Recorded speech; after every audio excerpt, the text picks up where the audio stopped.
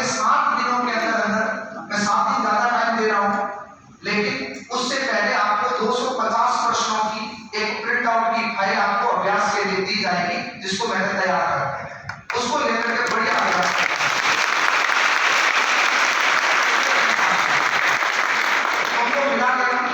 ऐसा नहीं उससे बाहर नहीं जाएगा, पर 15 में से 7-8 सवाल या हो सकता है कि पूरा भूत ही पकड़ पा जाए, उसमें गारंटी नहीं है। मैंने कोशिश की है बढ़िया से लेके काम करने की, लेकिन उसको लेकर के एक बार थोड़ा पढ़ना है कि कैसे जाए। या क्या सच में रीट के लिए तुम लगे हो, नौकरी लगेगी तो शायद तुम्हें बहुत बुरा लगेगा। केवल रीट की तैयारी कर रहे हो, सिलेक्शन नहीं होगा तो मेरे साथ लेके नहीं होगा, पता नहीं होगा, केवल रीट के लिए पढ़ रहे हो।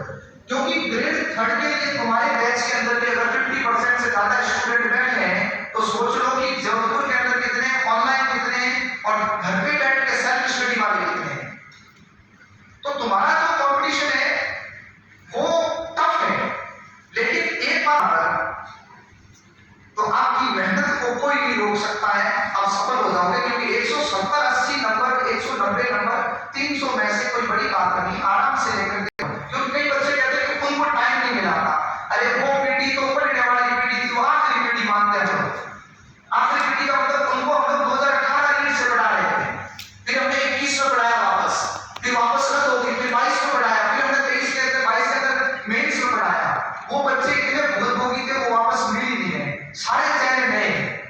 जब मैं थर्ड ग्रेड वापस पढ़ाने आया था यहाँ पर, पहले रीट में तो यहाँ पढ़ा, फिर थर्ड ग्रेड के लिए वापस आया था, एक भी बच्चा ऐसा नहीं था तो अननोन था मेरे लिए, क्योंकि मैंने उसको रीट में या पिछली ग्रेड में पढ़ा रहा था।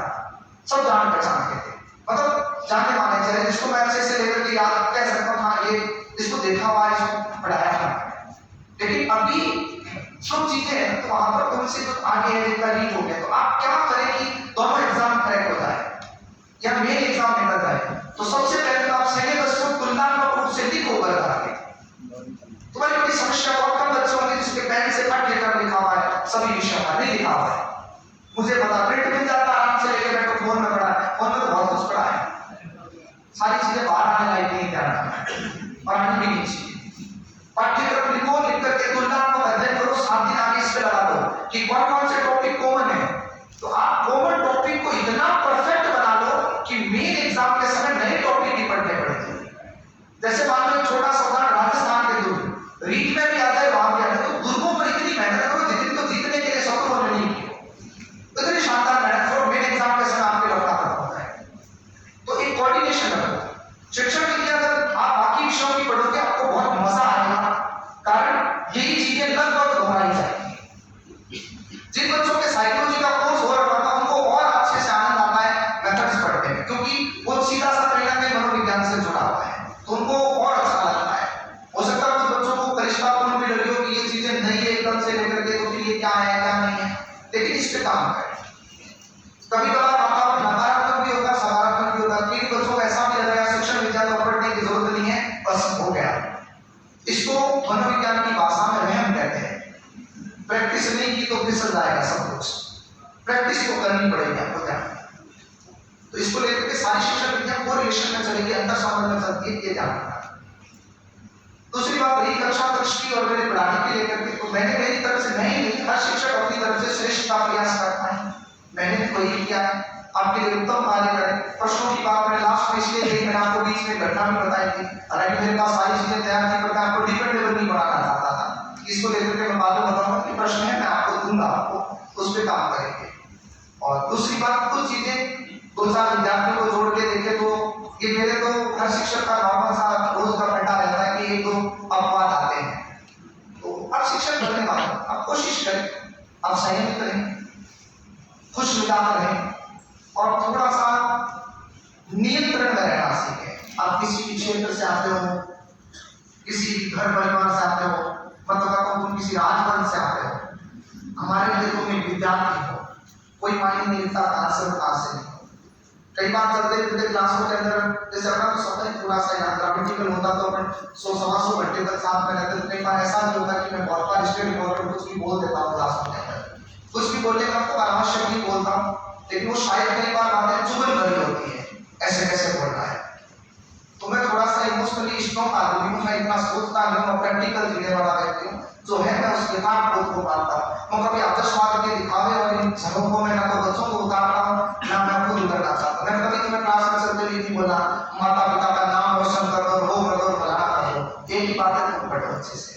और पढ़ने का मूल मंत्र है, सबसे पहला मंत्र, प्राथमिक और आखिरी मंत्र, मस्तिष्क को अच्छा रखो। ये जो चित्त होता है इसको शांत रखा करो, खुश रहा करो। अब कई बच्चे कहते खुश कैसे रहे, तो फिर रो बैठ के सिलेक्शन तो नहीं होगा सिलेक्शन। आप ये कल्पना करो कि जब तुम्हें इतनी समस्याएं फेस करनी पड़ती, तुम्हें क्या लगता है कि टीचर बहुत इजी को चला नहीं। आप ये सोचो तो शिक्षक बनोगे ना तब पता चलेगा कि जब तुम पढ़ा रहे हो क्लास के अंदर कोई बच्चा बोलता तो टीचर मुर्गा बना के मारता था कि तूने आवाज की है, तो ये वही स्थिति है, कोई बदला नहीं है। मास्टर में यहाँ पर तुम उस समय शिक्षक के रूप में बैठो, वापस टीचर बन के जब जाओगे तब ये चीज तुम्हें समझ में आएगी कि अनुशासनहीनता क्या होती है। तो थोड़ा सा लेकिन इसको आपको अपने अंदर उतारना चाहिए। और मैं अवस्था विशेष से इतना बड़ा नहीं हूं कि तुम्हें बहुत सारी जीवन के अनुभव की चीजें बताऊं, ताकि अच्छी बुरी परिस्थितियां मेरे हिसाब से लाइफ में सब क्या आती है उसको लेकर के उमड़ा नहीं पड़ा है।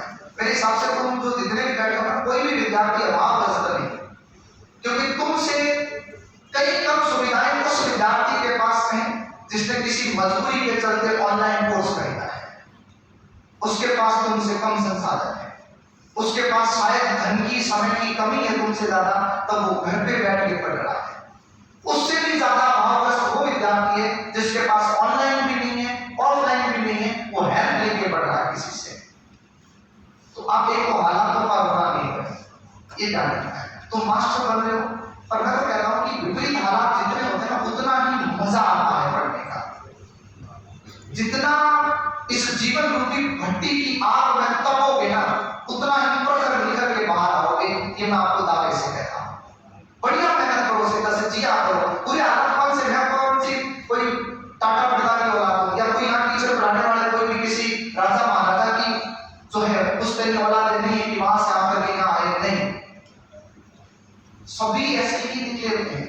मेरा कैरियर 800 रुपए पर घंटे से पढ़ाने को लेकर के पर महीने से पढ़ाने से लेकर शुरू किया था। मैं बात पैसों की नहीं कर रहा हूँ, लेकिन बता ऐसा नहीं कि मैं अभी पैसा कमाता हूँ, वैसे सब कमाते हैं, पैसा कुछ भी नहीं है, बहुत कुछ वस्तु होती है।